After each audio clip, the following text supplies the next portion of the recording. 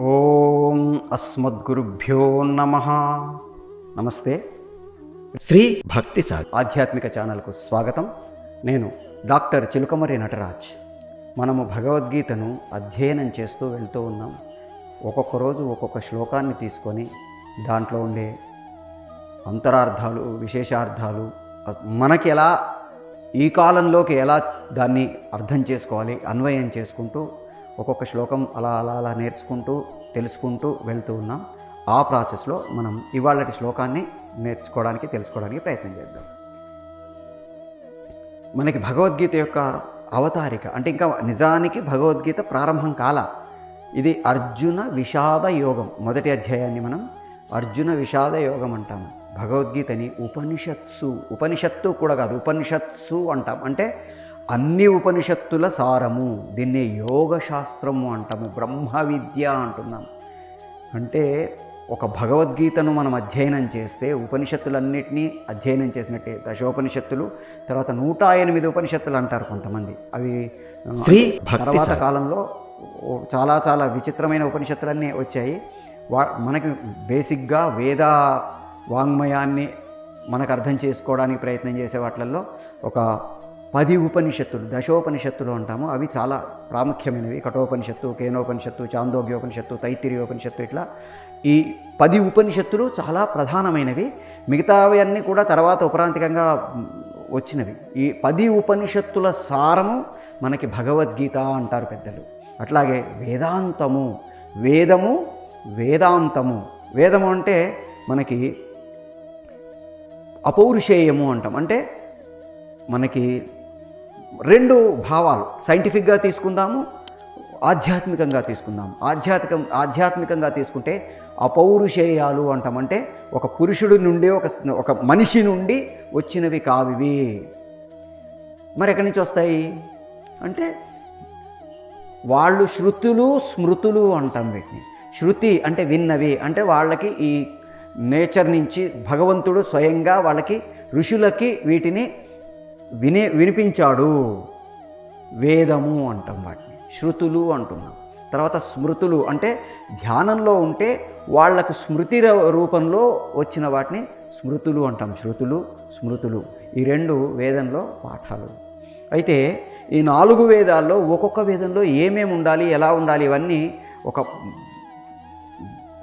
మొత్తం మనిషి జీవన విధానాన్ని, జీవితంలో ఎలా ఎప్పుడు ఎందుకు ఉండాలో చెప్పడానికి మనకి భగవంతుడు ఇచ్చినవి అని మనకి సనాతన ధర్మాన్ని నమ్మే వాళ్ళ యొక్క నమ్మకం, సనాతన ధర్మాన్ని అనుసరించే వాళ్ళ ప్రగాఢమైన నమ్మకం. వేదాలు మనిషికి భగవంతుడు మనం ఎందుకు బతకాలి, ఎలా బతకాలో చెప్పడానికి ఇచ్చాడు అని. ఈ వేదాలన్నిటి సారం మనకి భగవద్గీత అంటారు. బ్రహ్మ విద్య, బ్రహ్మము అంటే అన్నిటికంటే పైనది అని అర్థం. బ్రహ్మమొక్కటే, పరబ్రహ్మమొక్కటే అని అన్నమాచార్యుల వారన్నా, అథాసౌ బ్రహ్మ జిజ్ఞాస అని మనకు వేదాల్లో ఆ బ్రహ్మం అంటే ఏంటి, దానికోసం జిజ్ఞాస అంటే నేర్చుకోవాలనే తపన, తెలుసుకోవాలనే తపన ఎలా స్టార్ట్ అయిందో అక్కడి నుంచి మనకి బ్రహ్మసూత్రాలు అంటాం. అంటే అన్నిటికంటే గొప్పవైన సూత్రాలు. వాటిల్లో అసలు భగవంతుడు ఎవరు, మనం ముక్తి అంటే ఏంటి, మనం ఎలా ఆ భగవంతుడిని చేరుకోగలుగుతాము, దానికి సంబంధించినవన్నీ మనకు వేదాలలో ఉంటాయి. మనిషి ఎలా బతకాలి, అరణ్యకాలు, తర్వాత బ్రాహ్మణకాలు, ఇట్లా విడదీశారు. మనకి వ్యాస భగవానుడు వీటన్నిటినీ విడదీసి, ఇగో ఇది ఋగ్వేదము, ఇది యజుర్వేదము, ఇది సామవేదము, ఇది అథర్వవేదము అని మనకి ఆ వేదాంగాల్ని ఇచ్చారు అని మన నమ్మకం. ఋషులందరూ వేదవ్యాసుడు ఆ విభజన ఏదైతే చేశారో దాన్ని ఆ తర్వాత కాలంలో చాలామంది వాటికి వ్యాఖ్యానాలు రాశారు. ఆ వ్యాఖ్యానాలన్నిటి సారం మనకి భగవద్గీత అని ఒక నమ్మకం. ఆ తర్వాత ఈ వేదాలు అపౌరుషేయాలు కాబట్టి శృతి, స్మృతి దాని గురించి తెలిసిన వాళ్లకు మాత్రమే అవి తెలుస్తాయి. కాబట్టి దాంట్లో ఉండే సారాన్ని ఇంకా కొంచెం సింప్లిఫై చేసి, ఇంకా కొంచెం మనకు అర్థమయ్యేందుకు అన్వయిస్తూ ఉపనిషత్తులు వచ్చాయి. ఆ ఉపనిషత్తులు ఇంకా కొంచెం కఠినమే కాబట్టి వాటిని ఇంకా కొంచెం మనం అర్థం చేసుకోవడానికి వీలుగా మామూలు కథల్లాగా ఉండడానికి పురాణాలు, ఇతిహాసాలు వచ్చాయి. సో ఇదంతా ఒక ప్రాసెస్. ఇది మనకి సనాతన ధర్మం యొక్క నమ్మకం. అంటే ఆధ్యాత్మిక భావంలో కాదండి అనుకుంటే వీటన్నిటిని మనం కాస్మిక్ సౌండ్స్ అంటాము. ఇప్పటికీ మనకి నాసా వాళ్ళు మొన్న ఈ మధ్యకాలంలో ఒక 10 ఏళ్ల నుంచి వాళ్ళు స్పేస్ నుంచి వస్తున్న సౌండ్స్ అన్నిటిని డీకోడ్ చేయడానికి ప్రయత్నం చేస్తుంటే సూర్యుడి నుంచి వచ్చే సౌండ్స్ కానీ స్పేస్లో ఉండే సౌండ్స్ కానీ మ్యాక్సిమం సౌండ్స్ మన వేదాల్లో ఉండే ఏవైతే పాఠాలు ఉన్నాయో వాటి లాంటి సౌండ్స్, సూర్యుడి నుంచి వచ్చే సౌండ్లు మనకి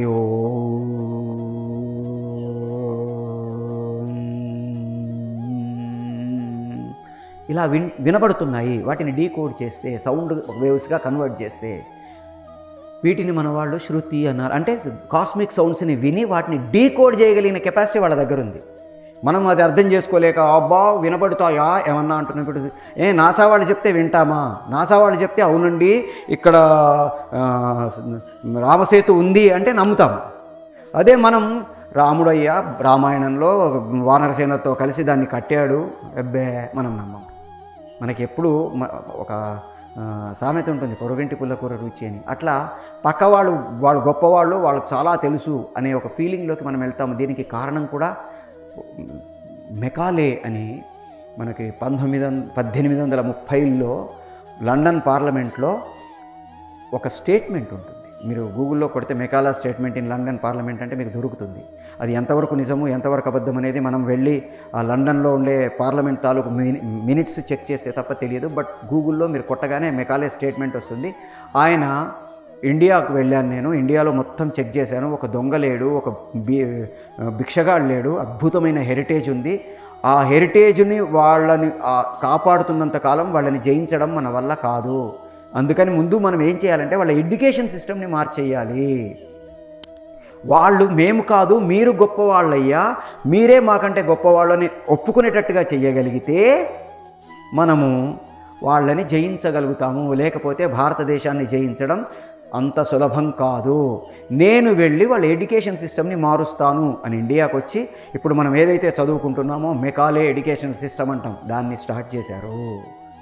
దాంట్లో తెలియకుండా మెల్లిమెల్లిగా చాలా విషయాల్ని మనకంటే వాళ్ళు ముందు, మనకంటే వాళ్ళు తెలివైన వాళ్ళు, మనకంటే వాళ్ళు మేధావులు, మనకంటే వాళ్ళు అన్నీ కనుక్కున్నారు ముందు అని అనిపించేటట్టుగా ప్లాన్ చేసుకుంటూ వచ్చారు. ఉదాహరణకి మనది సైకిల్ అంటే 60 సంవత్సరాల చక్రం అంటాము. ఒక సంవత్సరం స్టార్ట్ అయిన తర్వాత మళ్ళీ 60 సంవత్సరాల తర్వాత ఆ సంవత్సరం మళ్ళీ వస్తుంది. ప్రభవ విభవ శుక్ల ప్రమోద ఆనంద రాక్షస నల పింగళ కాలయుక్తి సిద్ధార్థి ఇట్లా 60 సంవత్సరాలు ఉంటాయి. మళ్ళీ ప్రభవ విభవ మళ్ళీ రిపీటెడ్గా 60 సంవత్సరాల తర్వాత వస్తాయి. అట్లాగే 12 నెలలు రిపీటెడ్, అట్లాగే వారాలు రిపీటెడ్. ఇవన్నీ ఈ రిపీటెడ్ సైకిల్ని వాళ్ళు పట్టుకొని మన ఏవైతే డేట్స్ ఉన్నాయో వాటిని వెనకకి ముందుకు తోసేశారు. ఉదాహరణకి ఇప్పుడు కాళిదాసు తను మేఘ సందేశం రాసేటప్పుడు ఆషాఢస్స ప్రథమ దివసే సో అండ్ సో ఫలానా సంవత్సరం, ఫలానా నక్షత్రం, ఫలానా యోగం, ఫలానా తిథి, ఫలానా ఇవి ఉన్నాయి అని చెప్పి ఆయన మేఘ సందేశాన్ని మొదలుపెట్టాడు. అయితే మన పూర్వకాలంలో ఉండే వాళ్ళందరూ వాళ్ళు ఎప్పుడు రాస్తున్నారో దానికి సంబంధించి మొదట్లో కానీ చివరిలో కానీ ఫలానా వాళ్ళు రాశారు, ఫలానా వాడి కొడుకు, ఫలానా వాడి మనవడు, ఫలానా సంవత్సరం, ఫలానా రోజు నేను దీన్ని ఇవో అంకితం ఇస్తున్నాను లేదా ఇలా రాస్తున్నాను అని రాసేవాడు.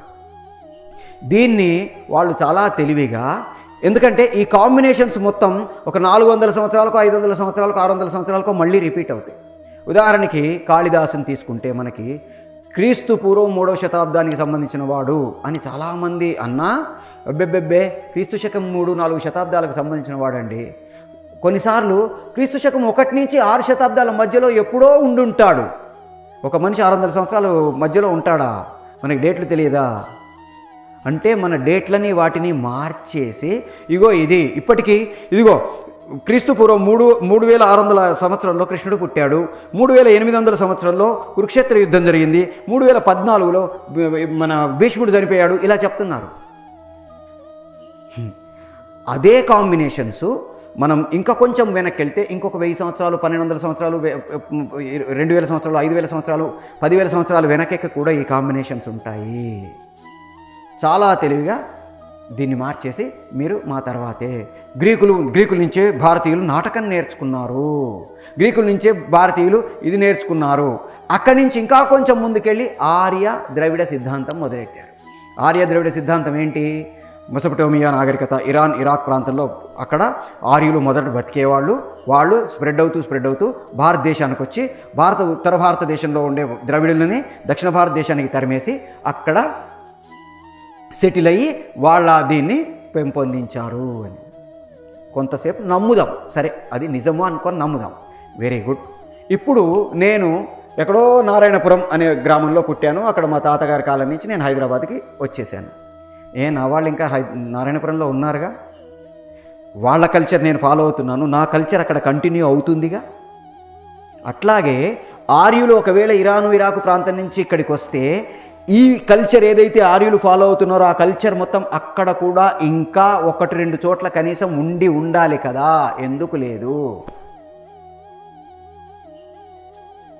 మీరు అబ్జర్వ్ చేస్తే చాలా చోట్ల ఈ కల్చర్ అటు స్ప్రెడ్ అయిన దాఖలాలు మనకు కనబడతాయి. ఎందుకంటే ఇప్పుడు మొహంజోదారో దాదాపుగా 2000 సంవత్సరాల పూర్వం కంటే ముందు ఒక అద్భుతమైన కల్చర్ అక్కడ ఉంది.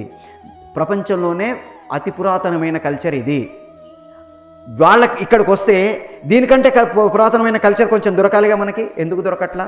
దీని తర్వాత కల్చర్ ఎందుకు దొరుకుతుంది? ఇవి మనం అర్థం చేసుకోకుండా వాళ్ళు రాసిన ఆర్య ద్రవిడ సిద్ధాంతం కానీ, మనకి మొఘలులు వచ్చి దండయాత్రలు చేశారు, దొంగతనానికి వచ్చి దోచుకొని పోయే దోపిడీ దొంగల్ని మనం రాజులుగా చేసేసి ఇక్కడికి వచ్చి సెటిల్ అయిన తర్వాత కాకుండా అంతకుముందు నుంచి కూడా వాడు వచ్చాడు, 14 సార్లు దండయాత్ర చేశాడు, 13 సార్లు దండయాత్ర చేశాడు, మహమ్మద్ గజనీ 14 సార్లు దండయాత్ర చేశాడు, అల్లావుద్దీన్ ఖల్జీ దోచుకుపోయాడు. వాళ్ళని హీరోలను చేసి వాళ్ళని మన పూర్వీకుల కంటే గొప్పవాళ్ళుగా చూపించడానికి ప్రయత్నం చేశారు.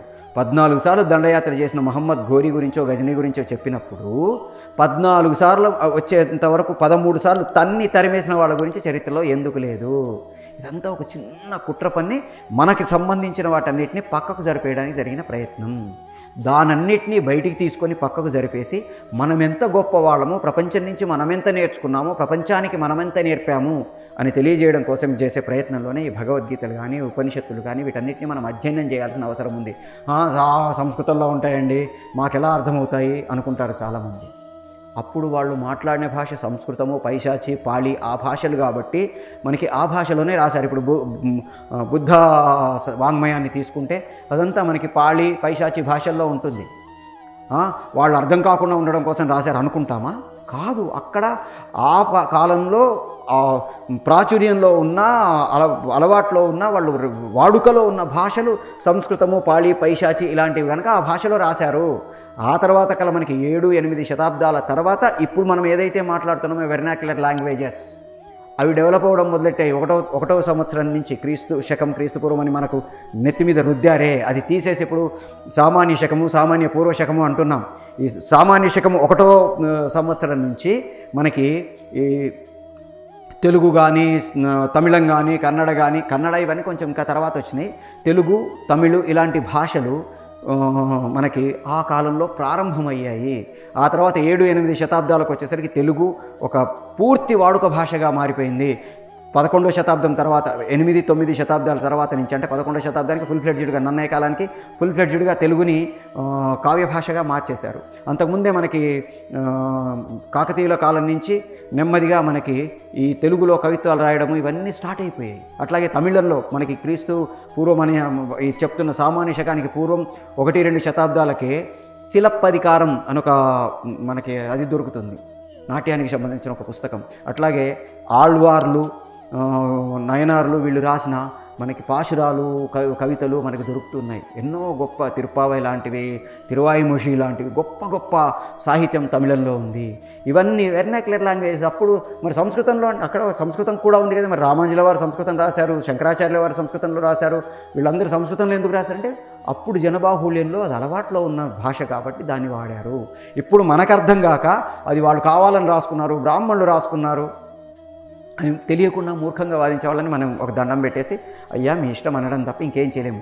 దాంట్లో ఉండే అర్థం నువ్వు తెలుసుకొని ప్రయత్నం చేయి, తెలుసుకోవడానికి ప్రయత్నం. నేర్చుకోవడం తప్పలేదుగా, నువ్వు జర్మన్ నేర్చుకుంటున్నారు, జపనీస్ నేర్చుకుంటున్నారు, చైనీస్ నేర్చుకుంటున్నారు, ఇంగ్లీష్ నేర్చుకుంటున్నాము. ఇన్ని భాషలు నేర్చుకున్నప్పుడు మన భాష, మన దగ్గర ఉండే సాహిత్యాన్ని తెలుసుకోవడానికి అద్భుతంగా ఉపయోగపడే భాష సంస్కృతం నేర్చుకోవడానికి ఏంటి ప్రాబ్లం? నేర్చుకోండి. చదవండి. అయ్యా దాంట్లో చెప్పింది ఇది కాదు, ఇది నువ్వు మూసుకొని ఉండను చెప్పండి. ఎవరైతే అది గొప్పది అంటున్నారో, భగవద్గీత గొప్పది అంటున్నాం మేము, కాదరా బాబు భగవద్గీత అంతా చెత్త, ఇగో ఇది ఉంది చూడు అని మాకే పాఠం చెప్పండి. ఎవరు వద్దనట్లే కదా. అందుకని మనము ఈ భగవద్గీతని, ఉపనిషత్తులని వీటన్నిటిని నేర్చుకోవడానికి ఎందుకు ప్రయత్నం చేయాలంటే, అప్పుడెప్పుడో దాదాపుగా 1000-2000 సంవత్సరాల క్రితమే వాళ్ళు దర్శించిన వాటిని మనం ఈ కాలానికి ఎట్లా అన్వయించుకోగలుగుతున్నామో తెలుసుకోవడానికి ప్రయత్నం చేయడానికి చేసే ఒక చిన్న ప్రయత్నమే ఈ భగవద్గీతని మనం అధ్యయనం చేయడం. ఆ ప్రాసెస్లో దుర్యోధనుడు ఎదుటి పక్షాన్ని చూసి గురువుగారి దగ్గరికి వెళ్ళి, అయ్యా వాళ్ళ ఇంతమంది ఉన్నారు, మన దాంట్లో ఇంతమంది ఉన్నారు అనగానే భీష్మాచార్యుడు ఇన్ఫీరియారిటీ కాంప్లెక్స్తో టెన్షన్ పడుతున్న దుర్యోధనుడిని ఉత్సాహపరచడం కోసం శంఖాన్ని ఊదాడు. ఒక సింహనాదం చేసి శంఖాన్ని ఊదాడు. ఇది దీనికంటే ముందు మనం నేర్చుకున్న అది. దాంట్లో ఏమైంది, వెంటనే ఆయన శంఖం ఊదగానే మిగతా వాళ్ళందరూ మొదలెట్టేశారు. వరుసగా వెంటనే శంఖనాదం వినబడగానే భీష్ముడిది వీళ్ళందరూ భేరీలు, పణవాలు, ఆనకాలు, గోముఖాలు అన్నీ పోయి గోలుగా చేసేశారు. అప్పుడు ఏం జరిగిందో ఇప్పుడు మనం ఈ శ్లోకంలో నేర్చుకోవడానికి ప్రయత్నం చేద్దాం. తతః శ్వేతైః హయైర్యుక్తైః మహతి స్యంధనే స్థితౌ మాధవ పాండవశ్చైవ దివ్యౌ శంఖౌ ప్రథత్ముతుః. ఇది వాళ్ళు మనం అధ్యయనం చేద్దామనుకున్న శ్లోకము. తతః మామూలుగా అయితే అర్థం ఏంటి, మనం తీసుకోవాల్సిన అర్థం ఏంటి, విశేషార్థాలు ఏంటి, ఒక్కొక్కటి అనలైజ్ చేసుకుంటూ వెళ్దాం. తతః అంటే అప్పుడు, ఎప్పుడు, ఆ గోలగా ఉన్నప్పుడు. శ్వేతైః హయైః యుక్తైః అంటే యుక్తము అంటే ఏది ఎప్పుడు తగిందో అప్పుడు ఉపయోగపడేదాన్ని యుక్తము అంటాము. కరెక్ట్గా ఎక్కడ ఎప్పుడు ఏది వాడాలో అదే వాడడాన్ని యుక్తము అంటాము. ఎలా ఉన్నాయట గుర్రాలు, శ్వేతైః హయైః. ఇక్కడ శ్వేతము అంటే తెల్లటి గుర్రాలు, హయైః అంటే తెల్లని గుర్రాలు, శ్వేతైః హయైః. యుక్తైః అంటే పర్ఫెక్ట్గా ఉపయోగపడేవి. మహతి స్యందనే స్థితౌ అలాంటి గుర్రాలను పూంచిన మహతి స్యందనము అంటే గొప్పనైన రథము, అద్భుతమైన రథము. ఇది మామూలు రథం కాదండి, విశ్వకర్మ నిర్మితం. ఇది అగ్నిదేవుడి ద్వారా ఖాండవ దహన సమయంలో కృష్ణార్జునులకు వాళ్ళు ఖాండవ దహనానికి పడుతున్న ఇంద్రుడి యొక్క సైన్యాన్ని జయించడానికి అవసరమైన ఆయుధాలు మా దగ్గర లేవు అంటే, నేను కృష్ణుడు అంతకుముందు యుద్ధం చేయలేదా, సుదర్శన చక్రాన్ని చిన్నప్పుడే వాడాడు కదా, కాదు. అక్కడ రాబోయే కురుక్షేత్రంలో అర్జునుడికి ఆయుధాల అవసరం ఉంది. మనం ఇంతకుముందు ఒకసారి మాట్లాడుకున్నాం రామాయణంలో. విశ్వామిత్రుడు తాటకిని, మారీచుడిని, సుబాహుడిని చంపలేడా? రాముడికి దివ్యాస్త్రాలు నేర్పిన విశ్వామిత్రుడు ఆ దివ్యాస్త్రాలతో అతన్ని చంపలేడా? కాదు. రావణాసురుడు సంహరించబడాల్సింది రాముడి చేతిలో. ఆ రామరావణ యుద్ధానికి అవసరమైన ఆయుధాలు, అస్త్రశస్త్రాలు ఏవైతే ఉన్నాయో అవి బ్రహ్మతేజము, క్షాత్ర వీర్యము రెండూ కలిసినవాడు విశ్వామిత్రుడు. మామూలుగా వశిష్ఠుడు వీళ్ళందరూ బ్రహ్మర్షులు, కానీ ఈయన క్షత్రియుడు. ఎవరు? విశ్వామిత్రుడు. తను వశిష్ఠ మహర్షి ఆశ్రమంలోకి వెళ్ళి ఆ ధేనువును తీసుకొని వద్దామనుకుంటే ఆ ధేనువు శరీరంలో నుంచి వచ్చిన సైన్యం ఇతని సైన్యాన్ని తరిమేసింది. ఒక మామూలు బ్రాహ్మణుడికి ఇంత శక్తి ఎలా వచ్చింది తెలుసుకుందాం అని తపస్సు చేశాడు. రాజర్షి అయ్యాడు, సరిపోలా బ్రహ్మర్షి అయ్యాడు. ఒక క్షత్రియుడు బ్రహ్మర్షిగా మారి తన మొత్తం జ్ఞానాన్ని తెలుసుకొని ఆ జ్ఞానాన్ని చెప్పా కదా, బ్రహ్మతేజము, క్షాత్రవీయము రెండూ కలిపిన వాటిని రాముడికి అందజేస్తే ఆ రెండూ కలిసిన శక్తి సామర్థ్యాలతోటి రాముడు రావణాసురుడిని చంపాలి. రాముడు ఒక సామాన్య మానవుడు. 16 గుణాలు కలిగిన మనిషి ఎవడయ్యా ప్రపంచంలో అని బ్రహ్మను నారదుడు అడిగితే నారదుడు చెప్పాడు. ఒక 4-5-6 గుణాలు అడిగాడు. కోన్వస్సిన్ సామృతంలోకే గుణవాన్ కస్య వీర్యవాన్ అని అడిగితే, నువ్వు చెప్పినవి కదరా ఇంకా చాలా చాటభారతం అంత క్వాలిటీస్ ఉన్నాయి అతని దగ్గర అని 16 షోడశ కళా పరిపూర్ణుడైన రాముడి గురించి బ్రహ్మ నారదుడికి చెప్తే నారదుడు వాల్మీకి చెప్పాడు, ఆయన రామాయణ కథ రాశాడు. ఇది మనకి రామాయణ కథ అవతారికలో తెలుస్తుంది. అలాంటి సిచ్యువేషన్లో ఆయుధాలని ఎలాగైతే విశ్వామిత్రుడు రాముడికి ఇచ్చాడో అట్లాగే కాండవ దహన సమయంలో రాబోయే కురుక్షేత్రంలో ఇప్పుడు మనం ఏదైతే అశ్వత్థామ, భీష్ముడు, కర్ణుడు, ద్రోణుడు ఇలాంటి వాళ్ళందరినీ జయించడానికి అవసరమైన గొప్ప ధనుస్సు, గొప్ప రథము కావాలి. కాబట్టి మేము ఏం ఆయుధాలు లేకుండా వచ్చామయ్యా, ఇప్పుడు ఎట్లా నీకు హెల్ప్ చేయగలమని అడిగారు అగ్నిని. నేను నీకు ఇస్తానయ్యా అని అగ్ని తన దగ్గర అప్పటికి తెచ్చిపెట్టుకున్న ఆయుధాలు ఏదైతే గాంధీవము ఇవన్నీ ఉన్నాయో అవన్నీ తీసుకొని వచ్చి అర్జునుడికి కృష్ణుడికి ఇచ్చాడు. అక్కడి నుంచి వచ్చిన స్యందనము, మళ్ళీ దాన్ని స్యందనం అంటే రథము అని అర్థం. దానికి ఇంకా గొప్ప గొప్ప అర్థాలు ఏమున్నాయి తర్వాత మాట్లాడుకుందాం. అలాంటి మహతి స్యందన స్థితౌ ఇద్దరూ ఆ స్యందనంలో కూర్చోనున్నారు. ఎవరెవరయ్యా? మాధవ పాండవశ్చ ఏవా. మాధవుడు అనే పదం మామూలుగా వాడలేదండి. మాధవుడు అంటే తండ్రి, అమ్మకు భర్త, తల్లికి భర్త, శ్రీయపతి అని ఆయనకు పేరు. శ్రీ అంటే లక్ష్మి, శ్రీ అంటే కళ్యాణకరమైనది, శ్రీ అంటే మంగళకరమైనది. అమ్మకు భర్త మాధవుడు. పాండవుడు, జనరల్గా పాండవులు అంటే 5 కదా, మరి పాండవశ్చ ఏవా అని ఒక్కడిని ఎందుకు పెడుతున్నాము అంటే మనకి భారతంలో మొత్తంలో పాండవ అనే పదం 5 అయినా అర్జునుడికి సార్థకమైంది. అందుకని పాండవశ్చైవా, పాండవ చ ఏవా. దివ్యౌ శంఖౌ ప్రదత్ముతు, దివ్యమైన శంఖాల్ని ఊదారు. ఇప్పుడు మనం దాని దివ్యార్థంలోకి విశేషార్థాల్లోకి వెళ్తే తతః అప్పుడు, ఎప్పుడు. మామూలుగా భగవద్గీత అర్థం ప్రకారం అయితే అవతలి వైపు వాళ్ళు గోల గోల గోల గోలగా శంఖాలు, బేరీలు అవన్నీ చేసి ఓ అని గోల చేస్తున్నప్పుడు వీళ్ళిద్దరూ ఒక్కసారి శంఖనాదం చేశారు. అవతలి వాళ్ళందరూ ఒక్కసారి షాక్ తిని ఆగిపోయేంత శంఖనాదం చేశారు. దివ్యౌ శంఖౌ ప్రదత్ముదుహు, మామూలు శంఖం కాదట, దివ్య శంఖాన్ని ఊదారు. ఎవరెవరయ్యా? మాధవ పాండవశ్చైవ. ఇద్దరూ కలిసి ఒక్కసారి శంఖాన్ని ఊదేసరికి అవతలి వాళ్ళు మొత్తం ఒక్కసారి షాక్ తిని ఆగిపోయారు. ఇది మనకు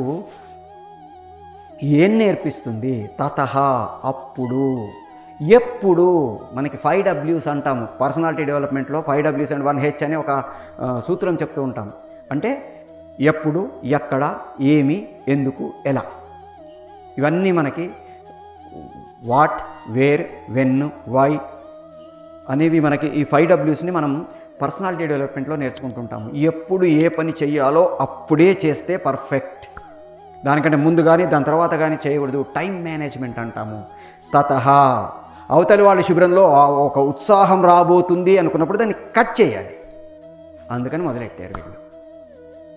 ఎప్పుడైతే వీళ్ళిద్దరి శంఖాలు విన్నారో అప్పటిదాకా ఉత్సాహంగా భీష్ముడి తాలూకు మోటివేషన్తో ఉత్సాహం స్టార్ట్ కాబోతున్న ఎదుటి వాళ్ళ ఉత్సాహాన్ని వీళ్ళిద్దరు కలిసి ఒకసారి అడ్డుకట్ట వేశారు.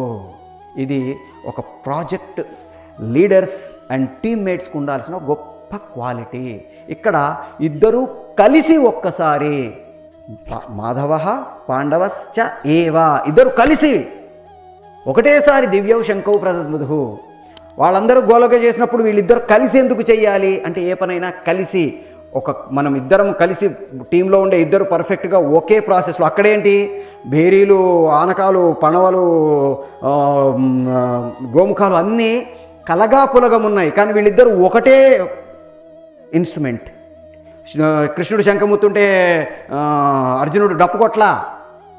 ఇద్దరూ శంఖాలే ఊదారు, ఒకే టైంలో ఊదారు, ఒకే రకంగా ఊదారు. అంటే వీళ్ళ టీమ్ స్పిరిటు, టీమ్ కోఆర్డినేషను ఇక్కడ మనకి తెలుస్తున్నాయి. శ్వేతై హయై యుక్తై. శ్వేతము అంటే తెల్లని గుర్రాలు. ఏ కలర్ అయినా ఉండొచ్చుగా గుర్రాలు. తెల్లని అంటే ప్యూరిఫికేషన్. ఎప్పుడైనా సరే మనం ఏ పని చేసినా ప్యూర్ అంటే మనస్సు నిష్కల్మషంగా ఉంచుకొని చేస్తే, ఏ కుళ్ళు కుతంత్రాలు లేకుండా మన ప్రాజెక్ట్ని పర్ఫెక్ట్గా ప్లాన్ చేసుకుంటూ వెళ్తే మనం సక్సెస్ అవుతాం. అంతేగాని వాడిని గెలవాలి, నేను గెలవాలి అంటే పక్కవాడు ఓడిపోవాలని అర్థం కాదు. మనకి కామెడీగా చెప్పిన ఈ మధ్యకాలంలో వచ్చిన భీష్మ సినిమాలో ఒక చిన్న సీన్ ఉంటుంది. అందరి చేతులకి బెలూన్ ఇచ్చి ఒక పిన్నులు ఉంటాయి, దీంతో ఎవరు లాస్ట్ వరకు చేతిలో బెలూన్ ఉంచుకుంటే వాళ్ళకి ఇంక్రిమెంట్ అనేసాడు. అందరూ పక్క వాళ్ళ బెలూన్ పగలగొట్టడానికి ట్రై చేశారు. లాస్ట్లో చెప్పాడు, అందరి దగ్గర బెలూన్స్ ఉంటే అందరికీ ఇంక్రిమెంట్ వచ్చేదిగా. ఈ చిన్న లాజిక్ మిస్ అయ్యాంగా. అంటే నేను గెలిచినా వాడు గెలిచినా అందరము టీంలో ఉండే వాళ్ళం అందరము గెలిస్తే టీం గెలిచినట్టుగా. ఒక్కళ్ళని చేస్తే ఇండివిజువల్, అందరం కలిస్తే టీం. చాలా సింపుల్గా కామెడీగా చెప్పిన ఒక బ్యూటిఫుల్ మెసేజ్. అది ఇక్కడ మనకి భగవద్గీతలో ఎప్పుడో చెప్పాడు కృష్ణ పరమాత్మ. మనం అందరం కలిసి గెలిస్తే టీం గెలుస్తుంది, నేనొక్కడనే గెలిస్తే నేనే గెలుస్తాను, టీం ఓడిపోతుంది. ఇది మనం ఇక్కడ నేర్చుకుంటున్నాము. శ్వేతై, ఏ కుళ్ళు కుతంత్రాలు లేకుండా తెల్లనివి. మనకెప్పుడు తెలుపు ప్యూరిఫికేషన్కి, శుభ్రతకి, స్వచ్ఛతకి చిహ్నం. హయము అనే పదం వాడుతున్నాడండి ఇక్కడ. హయము అంటే గుర్రము అనే అర్థము, జ్ఞానము అని అర్థము. హయగ్రీవుడు అంటాం. విష్ణుమూర్తికి ఒక అవతారాన్ని, గుర్రపు తలతో మనిషి శరీరంతో ఉండే స్వామిని మనం హయగ్రీవుడు అంటున్నాం. గ్రీవము అంటే మెడ, మొహం కాదుగా. మరి హయవదనుడు అనట్లే కదా, హయగ్రీవుడు అని ఎందుకు అంటున్నాం? గ్రీవం అంటే వాక్కు, గ్రీవం అంటే జ్ఞానము. గ్రీవం అంటే మనం ఏదైతే మాట్లాడుతున్నామో, ఏదైతే కమ్యూనికేట్ చేస్తున్నామో అది.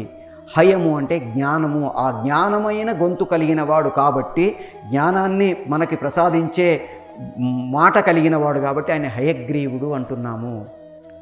హయము అనేది జ్ఞానానికి సంబంధించింది. శ్వేతై హయై యుక్తై అంటే తెల్లని, అంటే ఏమాత్రం కల్మషం లేని జ్ఞానము. ఎప్పుడు ఏది అవసరమో అప్పుడు వాడగలిగిన జ్ఞానము. మనం ఐక్యూ ఐక్యూ ఐక్యూ అంటుంటాం. What is IQ? ఐక్యూ అంటే మనకి నాలెడ్జ్ ఉండడం వేరు, దాన్ని సరైన సమయంలో సరైన విధంగా ఉపయోగించుకోవడం వేరు. ద అప్లికేషన్ ఆఫ్ ది నాలెడ్జ్ని మనం ఐక్యూ అంటాము. ఇక్కడ మనకి ఈ పదాలు మూడు కలిపి ఐక్యూ అనేదానికి మనకి ఎగ్జాంపుల్గా తీసుకోవచ్చు. శ్వేతై హయై యుక్తై అంటే తెల్లని జ్ఞానము, పర్ఫెక్ట్ జ్ఞానము. అంటే ఎటువంటి కుళ్ళు కుట్రలు లేని, పర్ఫెక్ట్గా ఎప్పుడు ఉపయోగించుకోవాలో తెలిసిన జ్ఞానము. ఇది మనకి ఈ శ్లోకంలో మనం అన్వయం నేర్చుకోవడానికి ప్రయత్నం చేసేది. మహతి స్యందనము. స్యందనం అంటే మనకి జ్ఞానాన్ని ప్రసాదించేది. మామూలుగా రథము అనే అర్థమున్న జ్ఞానము, మహతి జ్ఞానం అంటే గొప్పదైన, అంటే బ్రహ్మజ్ఞానాన్ని ఇచ్చేది ఆ రథము. తర్వాత రాబోయే భగవద్గీతకు ఈ మహతి స్యందనంతో మనకి సంజయుడు ఒక దారిని చూపిస్తున్నాడు. మహతి స్యందనము అంటే ఈ గొప్పదైన రథం నుంచే మనకి తర్వాత కృష్ణుడు భగవద్గీతను ఉపదేశించబోతున్నాడు. మాధవుడు, మాధవుడు. ఈ మాధవ అనే పదానికి చాలా గొప్ప గొప్ప అర్థాలు ఉన్నాయి. చాందోగ్యోపనిషత్తులో మధు విషయం ఉంటుంది. దాంట్లో భగవంతుణ్ణి పొగడబడింది మాధవుడు. అంటే భగవంతుణ్ణి పొగిడిన అంశం కాబట్టి మాధవుడు అంటున్నాము. మాధవుడు అంటే అమ్మకు భర్త. ఇలా మనకు ఏది అవసరమో అది ఇచ్చేవాడు. మనకి ఏది కావాలో అది ఇవ్వడానికి, మనకి ఏది అవసరమో అది ఇవ్వడానికి తేడా ఉంది. అర్జునుడికి ఏం కావాలి? యుద్ధం చేయకుండా ఇంటికి వెళ్ళిపోయి పడుకోవడం కావాలి కాదు, ఆయన అది ఇవ్వట్లా. అర్జునుడికి ఏది కావాలి? విజయం సిద్ధించి తర్వాత దాన్ని ప్రపంచానికి మంచి చేయడానికి ఒక రాజ్య పరిపాలన చేసేందుకు అవకాశం కావాలి. అది మాధవుడు ఇవ్వదలుచుకుంది. మాధవ పాండవ చ ఏవా, వీళ్ళిద్దరూ కలిసి. ఎప్పుడైనా సరే భగవంతుడు భక్తుడు కలిస్తేనే మనకి ద్వైతం, విశిష్టాద్వైతం, అద్వైతం ఏది చెప్పినా మనకి భగవంతుడు భక్తుడు, లేదా ప్రకృతి భగవంతుడు, మన శరీరము భగవంతుడు, మనలో ఉండే ప్రాణము భగవంతుడు. ఈ రెండు కలిస్తేనే మనం బతుకున్నట్టు లెక్క. మనలో ఉండే భగవంతుడు వెళ్ళిపోతే దీన్ని శరీరం మనము శవం అంటాము. ఎంత గొప్ప వాళ్ళైనా సరే చనిపోయిన తర్వాత బాడీ పట్టండి అంటారు. అప్పటిదాకా పివి నరసింహారావు గారు, మహాత్మా గాంధీ, నెహ్రూ, నటరాజు, ఇంకా రకరకాల పేర్లతో పిలుచుకున్న మనము ఎప్పుడైతే ఇందులో నుంచి భగవంతుడు వెళ్ళిపోయాడో బాడీ అయిపోయాం. శవాన్ని పట్టండి పట్టండి పట్టండి బాడీ పట్టండి అంటారు. పివి నరసింహారావు గారిని పట్టండి, మహాత్మా గాంధీ గారిని పట్టండి అనట్లా. ఎందుకని? ఇందులో వాడు లేకపోతే ఇది లేదు. ప్రాణమే భగవంతుడు. ఈ రెండూ కలిస్తేనే జీవుడు దేవుడు కలిసి ఇందులో ఉన్నంత వరకు మనముగా గుర్తించబడి అస్తిత్వంతో ఉన్నాము. ఎప్పుడైతే ఇందులో నుంచి వాడు వెళ్ళిపోయాడో మట్టిగా మారిపోతుంది. పంచభూతాల నుంచి వచ్చిన మనం పంచభూతాల్లో కలిసిపోతున్నాము. నీటిలో నీరు, మట్టిలో మట్టి, ఆకాశంలో ఆకాశం, శబ్దంలో శబ్దం, ఏదైతే పంచభూతాల నుంచి మన శరీరం ఏర్పడిందో అందులోకి మనం కలిసిపోతున్నాము. అందుకే మాధవ పాండవశ్చ ఏవా, ఇద్దరూ కలిసి. దివ్యౌ శంఖౌ ప్రదత్ముతు, దివ్యమైన అంటే గొప్పదైన అద్భుతమైనదైన మంచిదైన శంఖౌ, ఇద్దరు శంఖాల్ని, ప్రదత్ముతు అంటే ఊదారు, పూరించారు. ఇది మనకి ఈ శ్లోకంలో మనం అంటే ఎప్పుడు ఏ పని చెయ్యాలి, ఎలా చెయ్యాలి, టీం మెంబర్స్ ఎంతమంది ఉంటే అంతమంది కలిసి ఒకే ఆలోచనతో ఒకే ప్లానింగ్తో పర్ఫెక్ట్గా వర్క్ చేసుకుంటూ వెళితే ఆ ప్రాజెక్ట్ సక్సెస్. ఇది మనకి ఈ శ్లోకం నేర్పిస్తుంది. అది కూడా ఏ కుళ్ళు కుతంత్రాలు లేకుండా, జలసి మదమాశ్చర్యాలు లేకుండా, ఇగోస్ లేకుండా అందరం కలిసి ఎప్పుడు ఏది చేయాలో అప్పుడు పర్ఫెక్ట్గా ప్లాన్ చేసుకొని చేస్తే మనం సక్సెస్ అవుతాము. ఇది మనకు ఈ శ్లోకం నేర్పిస్తుంది. ఇంకొక శ్లోకంతో మనం మరింకొకసారి భగవద్గీతలోని మరో శ్లోకాన్ని అధ్యయనం చేయడానికి కలుద్దాం. జై శ్రీమన్నారాయణ. లైక్ చేయండి, షేర్ చేయండి. మీ అమూల్యమైన అభిప్రాయాల్ని కామెంట్స్ రూపంలో తెలిపి మమ్మల్ని ప్రోత్సహించడం మాత్రం మర్చిపోకండి. ఇలాంటి మరిన్ని ఆసక్తికరమైన వీడియోల కోసం మా ఛానల్ని సబ్స్క్రైబ్ చేసుకోండి.